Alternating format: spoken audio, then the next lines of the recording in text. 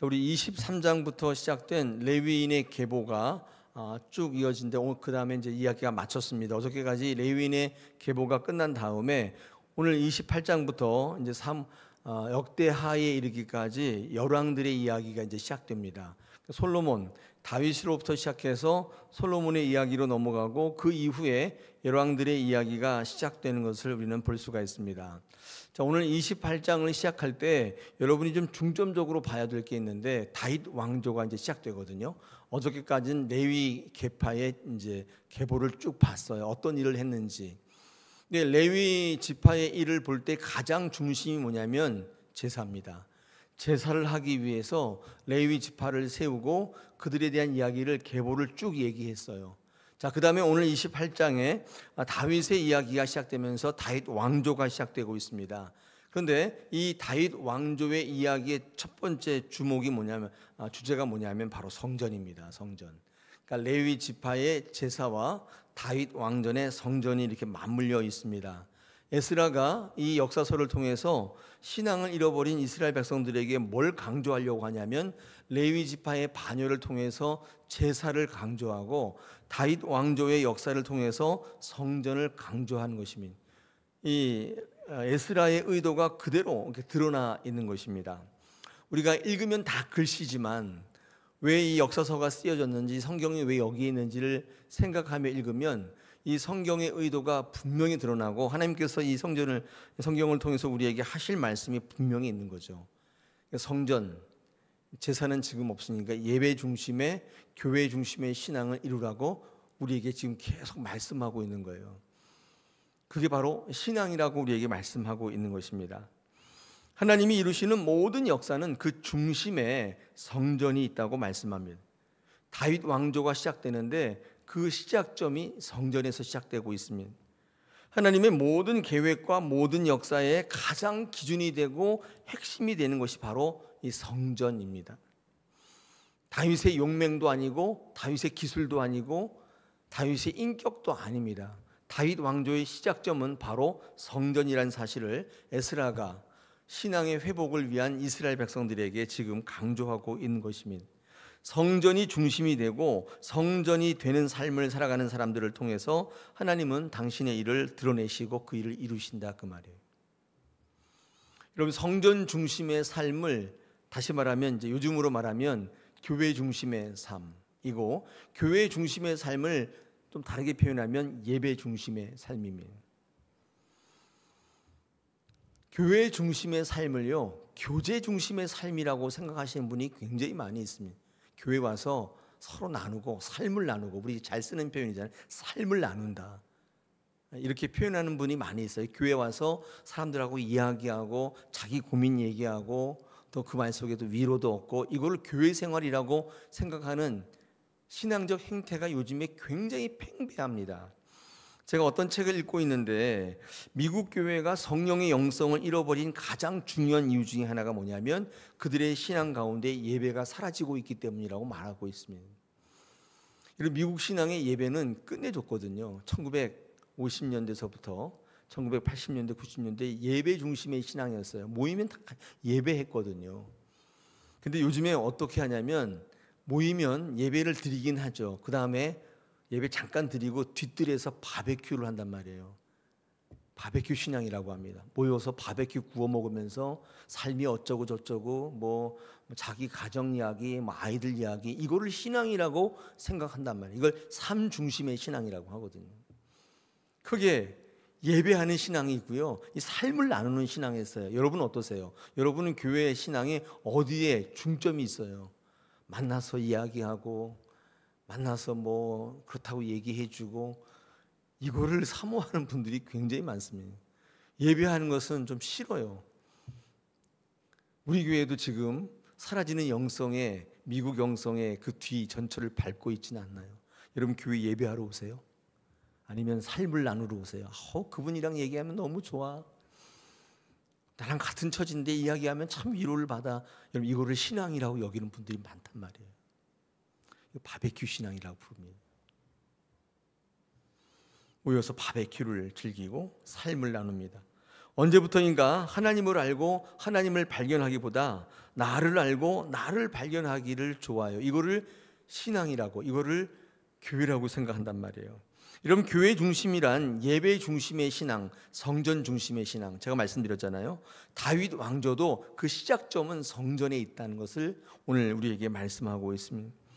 여러분, 예배 중심의 신앙이라는 게 뭐냐면 말씀의 통치를 받는 신앙, 그래서 말씀이 우리의 기준이 되어서 우리가 그 말씀대로 살아가려는 신앙을 예배 중심의 신앙, 말씀 중심의 신앙이라고 하는 것입니다. 예배할 때 어떻게 바뀌냐면 내 삶의 기준과 행동의 기준이 말씀에 초점이 맞춰지게 돼요. 진짜 그렇습니다. 여러분, 어떤 일을 결정하고 행할 때 기준이 뭐세요? 어떤 것이 기준이 되세요? 어떤 분은 사람들의 권면과 사람들의 조언을 기준으로 삶을 살아가는 분들이 있어요. 어떤 분은 말씀의 기준이 된, 어떤 일을 할 때 말씀을 읽으며 또 묵상할 때 하나님께서, 기도할 때 하나님께서 우리에게 주시는 그 말씀을 중심으로 삶을 살아가면, 그래서 어떤 사람을 보면 굉장히 어리석어 보입니다. 왜 저렇게 하지? 왜냐하면 많은 사람들이 살아가는 삶과 다르거든요. 오늘 역대상 28장 다윗 왕조가 시작되고 있는데 그 중심이 성전 중심의 신앙이었다는 것을 우리는 놓쳐서는 안 되겠습니다. 여러분 삶에 적용하고 한번 실천해 볼 수 있는 가장 중요한 말씀입니다. 하나님은 다윗을 택하여 성전 건축을 준비케 하셨고, 하나님은 솔로몬을 택하여 성전 건축을 행하게 하셨습니다. 오늘 성경 말씀 가운데 이 택한다는 말이 굉장히 많이 반복되어 나오는데, 특히 4절, 5절, 6절에도 다 택한다는 말이 나오고 10절에도 내가 너를 택한다, 여호와께서 너를 택하였다, 하나님께서 택한다는 말이 굉장히 많이 나와요. 여러분, 그래서 이 하나님께서 택하여 세운 사람들에게 그 사명을 맡기시는데, 사명을 맡기실 때 어떻게 능력도 같이 주신다는 것입니다. 우리 20절에 보니까 하나님께서 솔로몬을 택하여 성전 건축을 행하게 하셨는데, 이 사명을 주실 때 힘도 같이 주신다. 우리 거기 보니까 강하고 담대하고 두려워 떨지 말라고 하시고 놀라지 말라고, 이 모든 성전 공사 일을 마치기까지 하나님께서 너와 함께 하시겠다, 이렇게 말씀합니다. 하나님께서는 다윗을 택하시고 솔로몬을 택하시고 그 일을 준비케 하시고 행하게 하셨다. 여러분, 여기서 우리가 좀 생각해 봐야 될 게, 다윗은 이 성전 건축이 자신의 아이디어라며 자신이 성전 건축을 해야겠다고 자기를 주장하지 않고 있습니다. 솔로몬은 왜 내게 이런 힘든 일을 시키는가, 누가 성전 건축하겠다고 그랬느냐 라고 하면서 성전 건축의 사명을 거절하고 있지도 않습니다. 그러므로 성전은 다윗과 솔로몬의 순종으로 건축된 거예요. 기술과 무슨 경험으로 하는 게 아니에요. 하나님께서 주시는 말씀, 사명을 순종하는 거예요.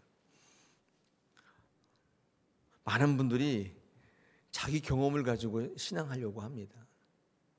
자기의 관점을 가지고 하나님 자꾸 바라봅니다.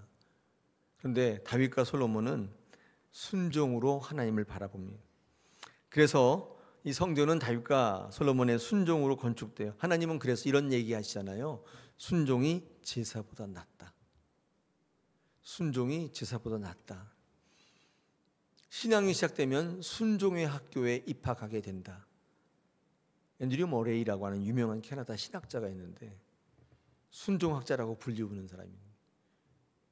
순종이 제사보다 낫다. 오늘 성경 28장 3절에 보니까 이 솔로몬에게 성전 건축을 맡기신 이유가 나와 있습니다. 다윗이 피를 많이 흘렸기 때문이다. 우리 지난번에 역대상 17장에 이 내용을 한 번 더 공부했었습니다. 이제 반복되어 나오고 있거든요. 다윗이 성전 건축을 하지 않고 솔로몬이 성전 건축을 한 이유, 그렇죠? 예. 그리고 역대상 22장에도 나와 있어요. 22장 8절 같은 데 보니까 너는 피를 많이 흘렸고 크게 전쟁했다. 네가 내 앞에서 땅에 피를 많이 흘렸기 때문에 내 이름을 위하여 성전을 건축하지 못하리라. 9절에 보니까 한 아들이 네게서 나타나리니 그는 온순한 사람이라, 이렇게 하면서 역대상 22장에도 17장과 마찬가지로 28장과 마찬가지로 하나님께서 다윗에게 성전 건축을 시키지 않은 이유가 이렇게 나타나 있어요. 제 기억에 이거 같이 나눈 기억이 있거든요. 피를 많이 흘렸고 전쟁을 치렀다는 거 다윗은. 그래서 성전 건축을 하면 안 된다고 얘기하고, 근데 온순한 사람인 솔로몬에게 성전 건축을 맡기겠다 이렇게 했죠. 그러면은 다윗은 거친 사람인가요? 다윗은 뭐 아주 막 가는 사람인가요? 솔로몬이 온순한 사람이라면 왜 하나님께서는 이런 말씀을 하셨는가? 역대상 22장 9절에 다윗 솔로몬이 온순한 사람이라고 말한 이유는 이 온순하다는 말이 어떤 사람의 성격이나 성향을 말하는 말이 아니라고 제가 나눈 적이 있습니다. 예를 들어서 창세기 25장 27절에 다윗은 야곱은 조용한 사람이다 할 때 야곱이 말이 없고 그냥 이렇게, 그래서 우리는 야곱은 굉장히 여성스러운 아들 중에서도 딸 같은 아들이고 에서는 남자 같은 아들이다 이렇게 생각하는데, 이거는 성경 말씀에서 오는 의미를 오해한 데서부터 오는 거예요. 다윗이 뭐 이렇게 얌전한 얌생이 같은, 왜 여성 같은 남자의 아이 있잖아요. 그렇게 생각하는 사람 조용한 아들이에요. 여러분 이때 조용하다, 종용하다라고 쓰인 이 말은 탐, 히브리어로 탐은, 여러분 이거는 뭐 말이 없다 그런 뜻이 아니라 하나님 앞에 정직하다, 평화롭다, 온화하다 그런 뜻이지, 그게 그 사람의 성격을 이야기하는 게 아니에요. 그러니까 솔로몬이 온순한 사람이라고 말하는 이유는 하나님께서 그에게 온순하게 하셨다는 것인데, 여러분 솔로몬의 이름이 샬롬이거든요. 원래 솔로몬이 샬롬에서 온 단어예요. 솔로몬은. 그러니까 솔로몬이 가지고 있는 하나님의 사명이 뭐냐면 샬롬의 시대를 맡은 사람이에요. 그러니까 다윗이 닦아놓은 평화의 시대를 살아가는 그 시대의 사람이 바로 이 솔로몬이에요. 샬롬의 시대를 맡은 역할을 하는 것이죠. 그러면 다윗은 어떤 역할을 했냐면 정복하고 싸우고 그것을 쟁취하는 것을 맡은 사람이란 말이에요. 샬롬의 시대를 맡은 사람이 있다면 쟁취하고 전쟁하는 시대를 맡은 사람이 있습니다.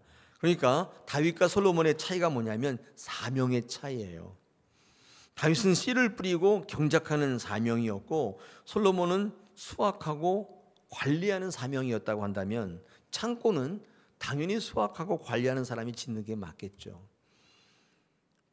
전쟁을 많이 했기 때문에 여러분 그런 뜻이 전혀 아닙니다. 그럼 솔로몬은 피 안 흘렸나요? 다윗이 자격 미달이 되어서가 아니라, 솔로몬이 잘나서가 아니라 이 성전 건축은 다윗의 사명이 아니었기 때문이에요. 사명을 주시면 능력도 주신다고 그랬어요. 능력 받고 싶으시면 사명 다 하시는 거예요. 내게 주신 사명은 안 하면서 능력 주세요. 그럴 일이 별로 없어요. 다윗은 하나님을 위하여 감당해야 될 사명이 따로 있었는데, 그것은 뭐냐면 하나님의 성전을 계획하고 아이디어를 내고 준비하는 사명이 있는 것이죠. 그래서 그 하나님의 명령에 사명에 순종해서 하나님의 뜻에 순종할 때 성전을 건축하는 것보다도 더 위대하게 평가를 받고 있는 것입니다. 무엇을 했는가가 아니라 어떻게 그만뒀냐, 이게 되게 중요해요. 하나님의 일을 할 때 꼭 내가 해야겠다 이렇게 생각하시지 마시고, 하나님 내게 무엇을 원하시는지 그 음성 듣는 것을 애써 보십시오. 하나님께서 그 사명 감당할 때 생각지 않았던 능력을 주세요. 나를 위해서가 아니라 하나님을 향하여, 이렇게 신앙의 모토를 삼으시면 그렇게 새벽마다 부르짖는 능력 하나님께 주신다 그 말이에요. 저는요 사명과 능력을 동일어로 생각하고 있습니다. 여러분 교회에서 사명 감당하시면, 여러분 인생 가운데 하나님의 일을 감당하시면 하나님께서 여러분 모든 일을 이길 수 있도록 솔로몬에게 주신 그 능력을 여러분에게도 주신다는 말이죠. 성경을 묵상할 때 이런 놀라운 사실들을 발견하게 돼요. 새벽 기도, 100일 기도, 40일 금식하면서 아무리 기도해 보십시오. 능력이 임하나. 능력은 사명 감당하시는 분에게 주시는 거예요. 힘도 안 주고 뭐 아무것도 안 주고 사명 감당을 하시는 분이 아니에요. 우리 다사랑교회에 속해서 신앙생활하는 여러분, 얼마나 편하고 싶으세요?